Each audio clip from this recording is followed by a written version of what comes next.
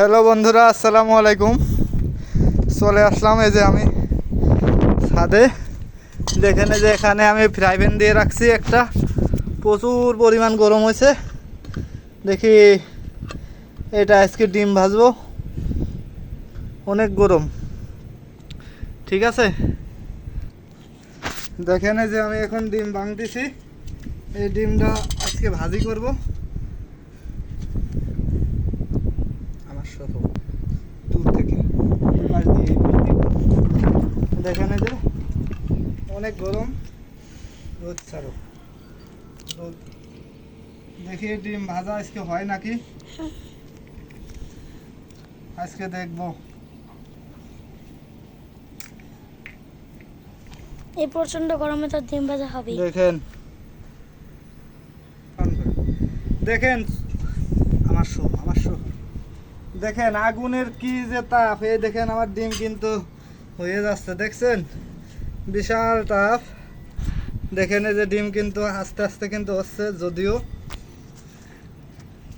এই যে দেখেন পা জ্বলে যাচ্ছে। ডিম কিন্তু এরকম হয়েছে, দেখেন আর কিছু সময় থাকলে কিন্তু ডিম হয়ে যাবে। মানে তাপ কিন্তু প্রচুর পরিমাণ। দেখেন এই যে আমি তেলটা একটু বেশি পরিমাণে দিয়ে দিছিলাম, যার কারণে এরকম হয়েছে। ঠিক আছে, আজকে রোদের তাপে ডিম ভেঙে ফেললাম। সূর্যের যে পরিমাণ তাপ, মানে বলার মতো না। দেখেন যে ঘামে কি হয়েছি আমি, দেখছেন রোদের প্রচণ্ড পরিমাণ তাপ। আমরা সেই তাপে আজকে ডিম ভাজলাম। এখন আমি উল্টাবো, দেখি কীরকম হয়। এই দেখেন আমার ডিম কিন্তু ভাজা সুন্দর মতো একটা পোস্ট ডিম হয়ে গেছে, মানে দেখার মতো। আজকে সূর্যের তাপে কিন্তু আমরা ডিম ভেজে ফেললাম, মানে যেটা বলার মতো না। তাহলে বোঝেন কি পরিমাণ তাপ এই সূর্যের, মানে প্রায় বেন পর্যন্ত ধরা যাচ্ছে না। আর আমরা যে দাঁড়িয়ে আছি, দেখেন খালি পায়ে থাকা খুবই টাফ হয়ে যাচ্ছে। যে আমরা খালি পায়ে দাঁড়িয়ে আছি, যে আমাদের ছোটো আপু ও কিন্তু জুতা বাইরে আছে গরমের তাপে। মানে ছাদও এত পরিমাণ গরম হয়েছে, যেটা বলার মতো না।